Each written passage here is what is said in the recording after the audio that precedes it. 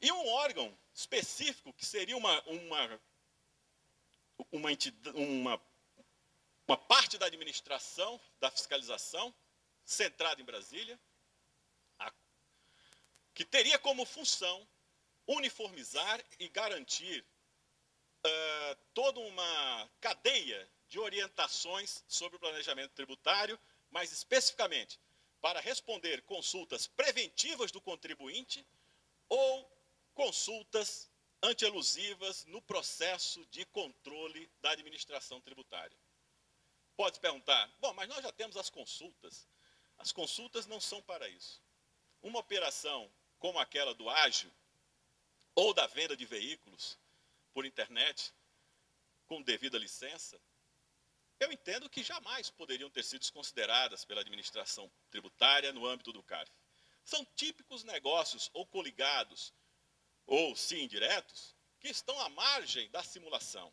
Onde está o pacto simulatório? Foi provado o pacto simulatório? Não há. Se não há, não é simulação. As provas objetivas hoje são aquelas referências que denotam ou determinam a identificação do pacto simulatório. Se não há pacto simulatório, não há simulação. Essa é uma regra universal hoje em matéria de controle de simulação no mundo.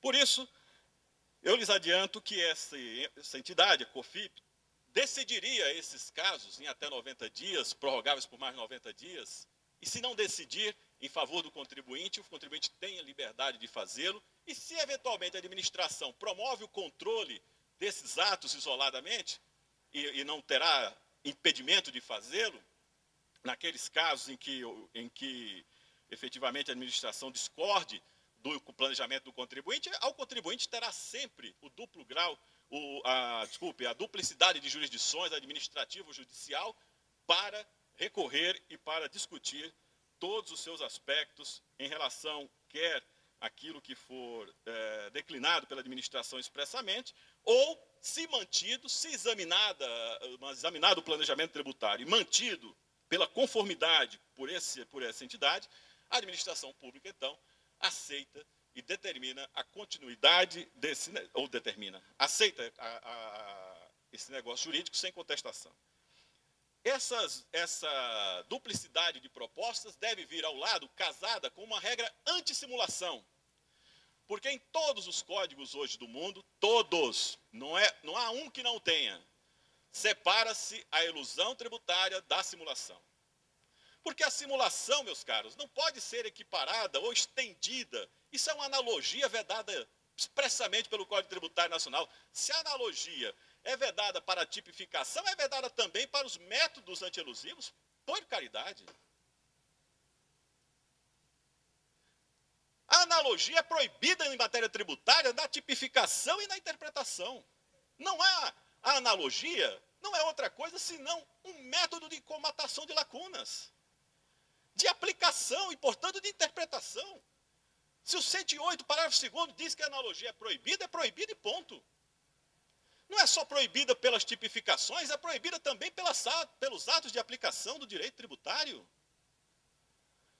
Eu volto a insistir, não quero ser desrespeitoso de maneira nenhuma com todo o trabalho que a fiscalização brasileira faz, mas estamos aqui, se é para discutir, me deem a oportunidade de discutir do modo como eu acho que é conveniente, que é chamando atenção para algo com que eu não acredito.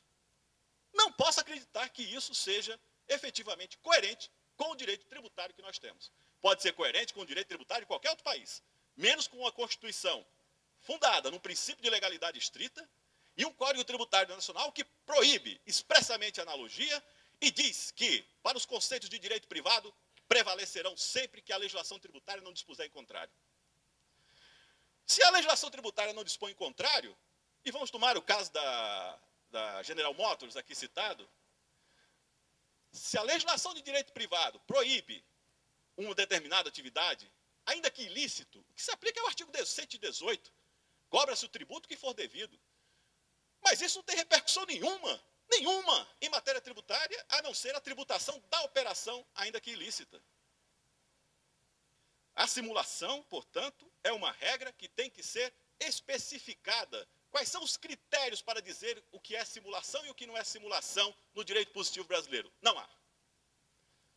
Convivemos com um artigo da década de 60 que diferencia fraude sem fazer nenhuma menção expressa à simulação. E não há, nas disposições de toda a legislação brasileira, critérios ou procedimentos de uma regra anti-simulação. Isso precisa ser comatado. Como também precisamos, urgente, que, lançado o tributo por erros graves de ilegalidade, de abuso de poder, de ausência evidente e inequívoca de provas, tem o delegado o dever de controle dos atos da administração pública e que anule esses atos por vício formal, o que não prejudica em nada o direito da administração pública, porque terá sempre o prazo de decadência preservado pelo artigo 173, inciso 2. Sempre.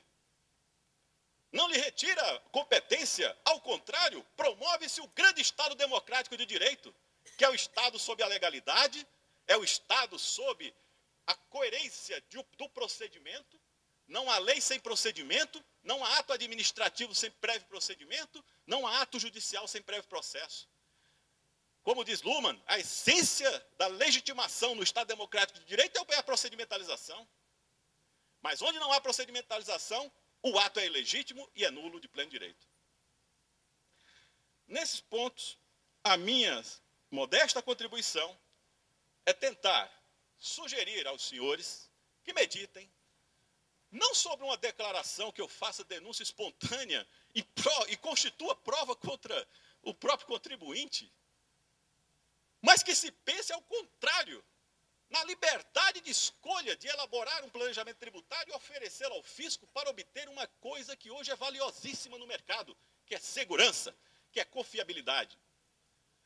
Que se tenha um direito do fiscal de obter provas e examinar essas provas, mas que não seja ele, quando, em casos de planejamento tributário, a única interpretação correta.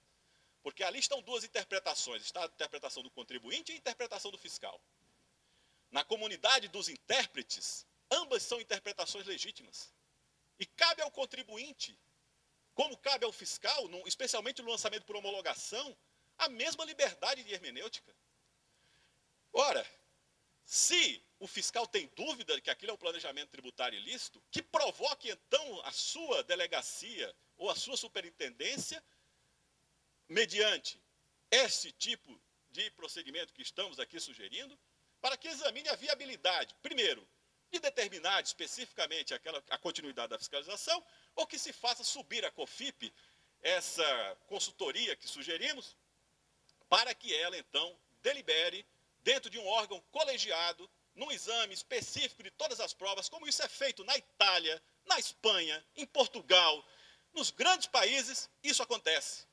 E nós não podemos mais conviver com práticas da Venezuela, e com o devido respeito à Venezuela, ou com práticas de países africanos, de plena discricionariedade e liberdade de livre escolha à administração tributária, no controle de planejamentos tributários, porque geralmente estão envolvidos grandes valores, grandes investimentos, grandes oportunidades de negócio para o país, e se nós queremos crescer, evoluir e avançarmos em negócios relevantes, grandiosos, nós temos que ter abertura, clareza mental, para conferir procedimento. Eu não estou aqui pregando a liberdade do contribuinte de sonegar ou a liberdade do contribuinte de organizar o negócio que queira. Estou a pregar que os negócios jurídicos sejam controlados nas suas causas jurídicas, sejam controlados efetivamente, mas dentro de um procedimento. Não no espaço da discricionariedade, não no espaço da arbitrariedade, como, no meu modo de ver, e isso fica muito claro, ao pressionar-se o fisco, e finalizo aqui, ao pressionar-se o Conselho, o CARF, por decisões favoráveis à Receita Federal, e efetivamente, na prática, é o que acontece, pressionar-se por decisões quase que em conformidade com o que tem a administração, isso fica revelado. Recentemente, um professor Paulo Aires Barreto, dizia numa conferência em São Paulo, de um estudo que foi feito, apenas um caso, até hoje, um caso, no Conselho de Contribuintes foi julgado a favor do contribuinte. Todos a favor da Fazenda Pública. Algo está errado, porque não é possível. Não é possível que nenhum caso desse o contribuinte tenha razão. Então, finalizo dizendo aos senhores que eu auspicio que nós cheguemos ao final com um bom procedimento, que o professor e doutor Marcos Neder encontre com todos nós que generosamente estamos aqui ofertando esse trabalho, que é uma prática quase que tributária também, né? De atribuir à administração pública o nosso tempo, para juntos legitimarmos e criarmos uma legitimação por um procedimento, mas que tenhamos um procedimento. Muito obrigado a todos.